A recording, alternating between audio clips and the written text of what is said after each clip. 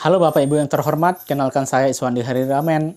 Dan melalui video ini, saya ingin mengajak kita untuk mengenang kembali salah satu tokoh penting yang pernah dimiliki bangsa Indonesia yang akan tetapi tewas oleh tangan bangsanya sendiri. Dia adalah Munir Said Talib. Inilah prolog. Nama Munir bukanlah nama asing bagi sebagian besar masyarakat Indonesia. Bahkan kalau kita buka Google ataupun YouTube, kita akan menemukan banyak referensi yang membahas profil, sepak terjang, kiprah, dan perjuangan Munir dalam membela kasus-kasus hak asasi manusia di Indonesia. Kita juga akan menemukan ulasan-ulasan mendalam terkait kronologi kematian Munir. Maka, dalam video ini saya tidak akan mengulas profil, kiprah, perjuangan, ataupun kronologi kematian Munir secara mendetail. Bapak Ibu bisa dengan mudah mendapatkan info yang demikian dengan membuka Google maupun YouTube. Video ini saya buat hanya untuk mengajak kita untuk mengingat kembali bahwa pernah ada pembunuhan yang dilakukan terhadap pejuang kemanusiaan yang sampai hari ini belum diketahui secara pasti siapa dalam sesungguhnya di balik pembunuhan tersebut. Sebenarnya, masih banyak nama lainnya yang bernasib sama seperti Munir, tewas di tangan bangsanya sendiri. Tidak hanya di era di mana kita seharusnya menikmati kemerdekaan dengan penuh kedamaian, jauh sebelumnya seorang tokoh yang pertama kali menyebutkan istilah Republik Indonesia di saat nama itu belum terlintas di benak para pendiri bangsa lainnya, juga meregang nyawa oleh timah panas yang ditembakkan oleh aparat negara. Dia adalah Tan Malaka, pahlawan nasional yang nyaris tidak tertulis namanya dalam buku pelajaran sejarah di sekolah-sekolah. Munir Said Talib menjadi simbol perjuangan melawan ketidakadilan dan pelanggaran HAM. Munir adalah seorang aktivis HAM yang gigih memperjuangkan hak-hak masyarakat yang tertindas. Dia dikenal karena keberaniannya dalam mengungkap berbagai kasus pelanggaran HAM, termasuk kasus-kasus penculikan dan penghilangan paksa yang terjadi di masa Orde Baru. Pada 7 September 2004, Munir meninggal dunia dalam sebuah penerbangan menuju Amsterdam, Belanda.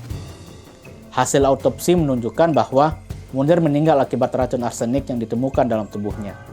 Tentu saja kepergian Munir yang mendadak ini memicu kemarahan dan kesedihan masyarakat, terutama para aktivis HAM di Indonesia dan dunia internasional. Munir bukanlah orang sembarangan. Dia adalah pendiri Kontras, Komisi untuk Orang Hilang dan Korban Tindak Kekerasan, serta Imparsial, dua lembaga yang sangat kritis terhadap praktik-praktik represif yang dilakukan oleh aparat negara. Munir berani berbicara lantang ketika banyak orang memilih diam. Dia mengungkap kebenaran ketika kebenaran itu ditutup-tutupi, dan untuk itu dia dibunuh. Pembunuhan Munir adalah sebuah ironi besar bagi negara yang mengaku sebagai negara demokrasi dan menjunjung tinggi hak asasi manusia. Kasus ini menunjukkan bahwa masih ada kekuatan-kekuatan gelap yang berusaha mempertahankan status quo dan menekan siapapun yang mencoba mengungkap kebenaran. Hingga saat ini, kasus pembunuhan Munir belum sepenuhnya terungkap. Beberapa orang telah diadili dan dipenjara, tetapi dalang utama di balik pembunuhan ini masih menjadi misteri. Banyak pihak menduga bahwa pembunuhan Munir melibatkan jaringan yang lebih luas dan lebih kuat dari sekedar individu-individu yang telah diadili. Ada dugaan bahwa pembunuhan ini adalah hasil dari konspirasi yang melibatkan pejabat tinggi negara. Pertanyaannya adalah, mengapa Munir harus dibungkam? Apa yang membuat Munir begitu berbahaya bagi para penguasa hingga mereka merasa perlu menghabisi nyawanya?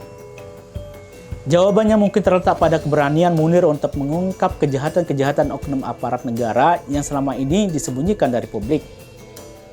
Munir pernah mengatakan, kita tidak boleh diam ketika ketidakadilan terjadi.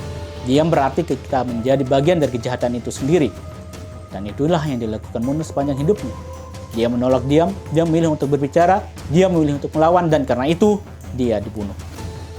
Hari ini nama Munir tetap hidup dalam ingatan kita sebagai simbol perjuangan melawan ketidakadilan. Banyak orang yang terinspirasi oleh keberanian dan keteguhan Munir dalam memperjuangkan hak asasi manusia. Mereka melanjutkan perjuangan Munir dengan cara mereka masing-masing. Namun, perjuangan untuk mengungkap kebenaran tentang pembunuhan Munir belumlah berakhir.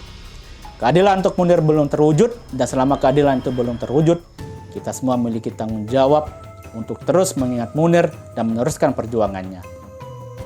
Kita tidak boleh lupa, kita tidak boleh menyerah, sebab melupakan Munir berarti membiarkan ketidakadilan menang, dan kita tidak boleh membiarkan itu terjadi. Maka, Presiden Prabowo menjadi harapan kita hari ini untuk menuntaskan kasus Munir. Ini juga bisa menjadi momentum yang baik bagi Prabowo untuk memulihkan citra dirinya yang seringkali disebut-sebut sebagai bagian dari orang yang pernah terlibat dalam kasus HAM di tanah air.